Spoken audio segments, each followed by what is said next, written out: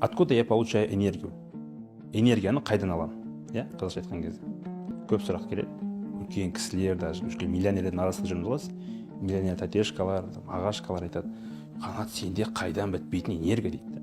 Мен айтам, Құдайдан берген деп айтамын да, бірақ кейіннен ойланып қараймын да, шынымен де мен қайдан алатынмын энергияны деп. Сөйтсем, мен бір жақсы ұстанып жүрмін соңғы кездері.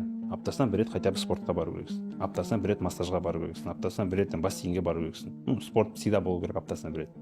И ұйқы. Кешкі 10 деп не алмай ақ қой, бір 12-11 рет ұйықтасаңыз, сізге энергия жетеді уже. И үшінші нәрсе бұл тамақ. Ең важный нәрсе тамақ. Абай Құнанбаев та айтады, тамақ сені көтеріп жүрсін, тамақты сен көтеріп жүрме дейді. Түсінікті нәрсе ғой, тамақ көп жемеңіз, азырақ жеңіз.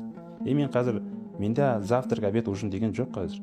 Мен қашан қарным ашады, қашан сигнал келеді, мен сол кезде тамақ жеймін. То есть азғантай ғана жеймін, одан артық жемеймін. Аштық сезімі кеткен кезде тоқтаймын. И зато сізге энергия береді. Тамақ энергия береді. А сіз тойып жеп алсаңыз, ойлаңызшы, 5 бармақ жеген кезде еске түсіріңізші, тойып алып, тыңқиып алып, не ұйықтай алмайсың, не жүре алмайсың, сондай болмас үшін азырақ тамақ жеңіз.